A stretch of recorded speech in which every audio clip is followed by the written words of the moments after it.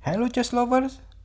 Today we want to review the playing chess between Mr. Paul Morphy against his father, Mr. Alonzo Morphy. So now, father and son playing chess. Which will we gonna win in this match? We will see in the end of the game. And Mr. Paul Morphy starting playing to e4. And his father, Mr. Alonzo, continued to e5. And knight to f3, threatening the pawn.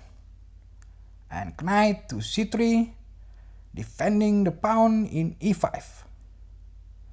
And bishop to c4. The opening chess, the Italian game. I like this opening actually because easy to understand with a beginner player. And Mr. Alonso moved bishop to c5. The best move as we know until today. And continue move to b4, threatening the bishop. And also this called the evens gambit.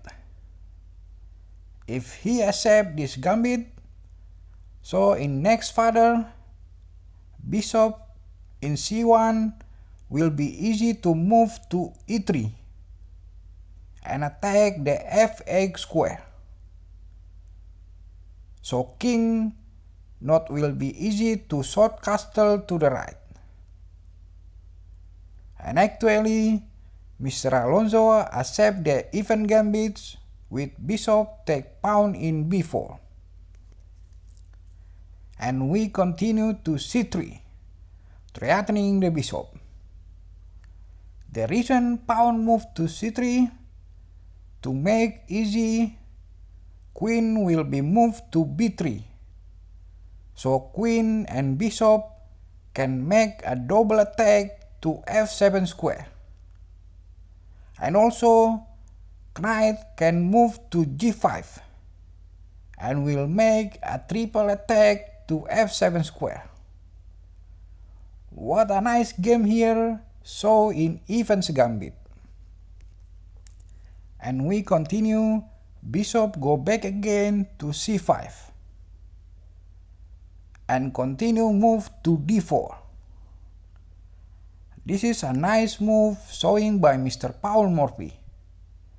The reason pawn go to d4 to clear away the pawn in e5.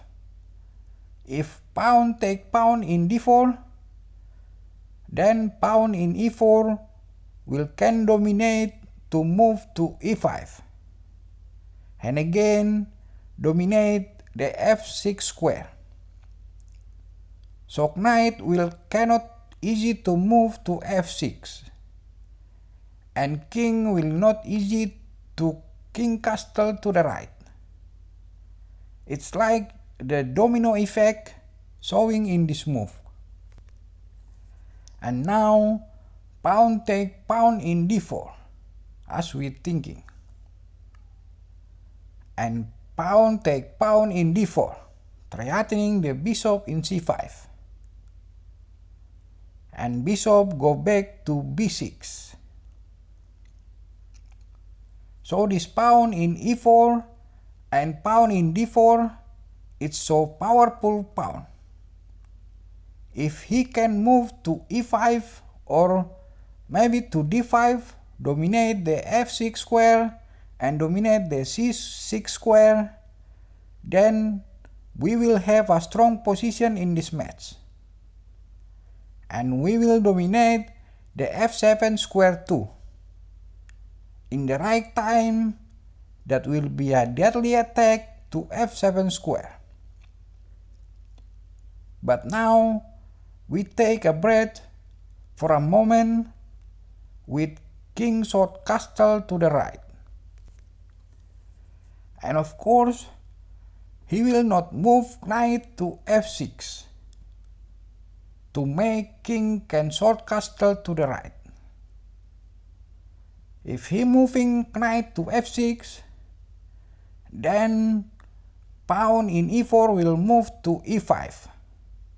And we will have a powerful pawn in this position.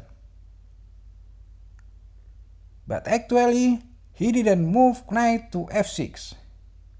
But he moved another knight to a5, threatening the bishop in c4.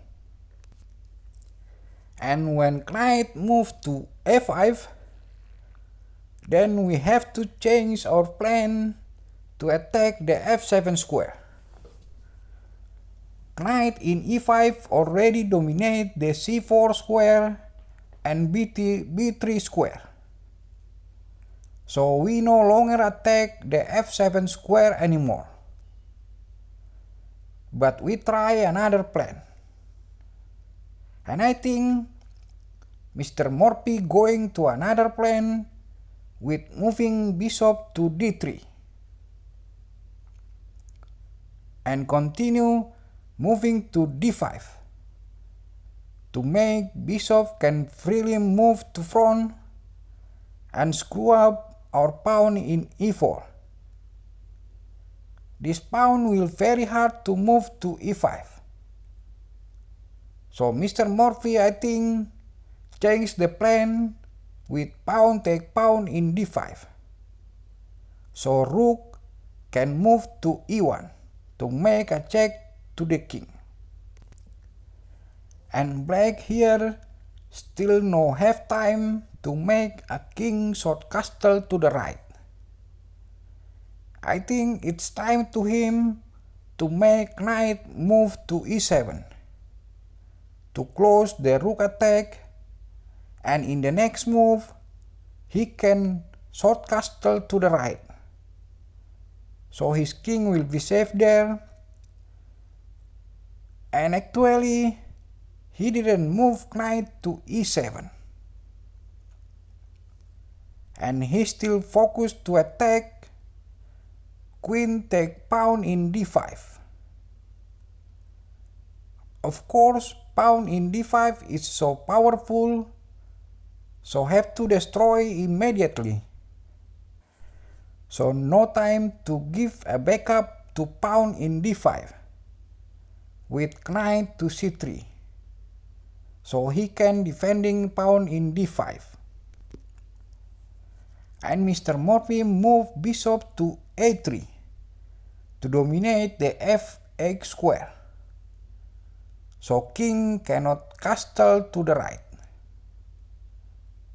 And at last, he moving bishop to e6 to hope in the next move king will can long castle to the left.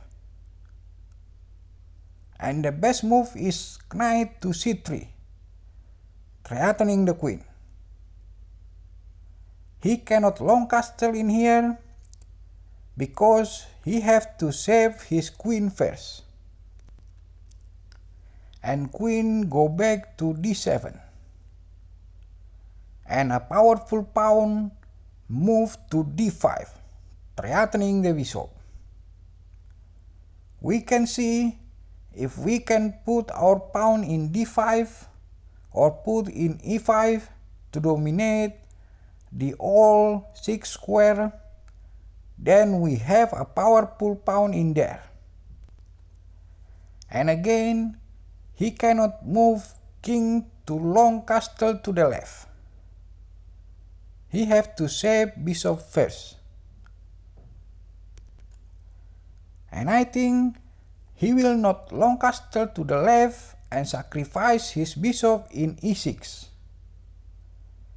In my opinion, in this move, better we long castle to the left and we sacrifice bishop in e6 with peace. But unfortunately, he don't want to sacrifice his bishop in e6. How about you?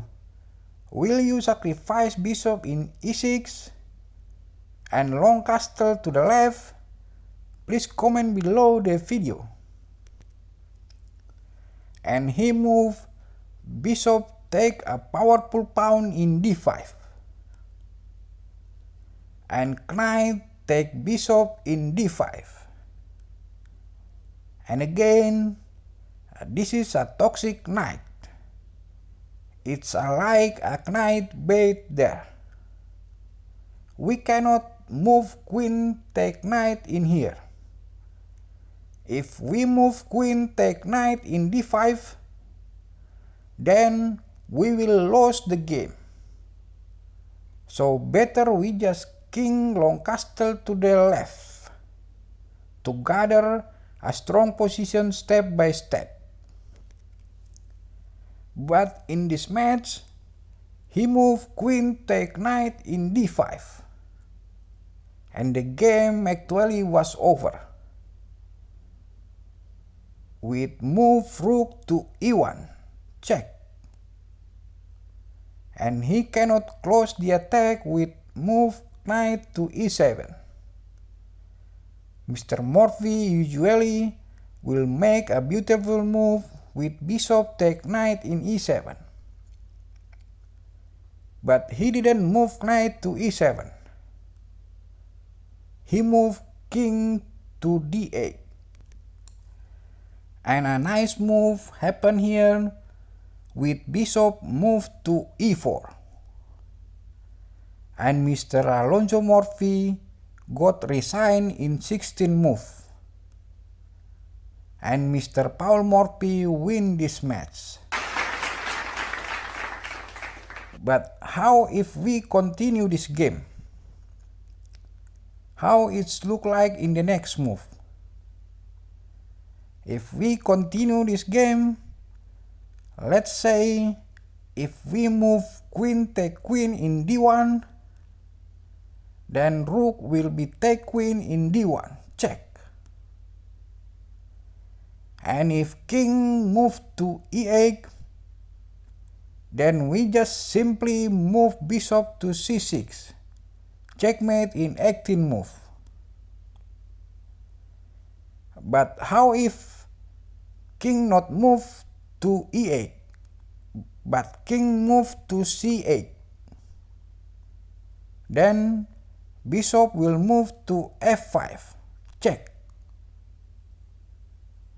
And the only way king only can move to c8. And no one piece can block this attack. And he moved rook to e8, checkmate in 19 move. So in this position, Mr. Paul Morphy definitely win this game. And thank you very much for watching this video. And please subscribe and like this channel. And see you in the next video. Bye bye.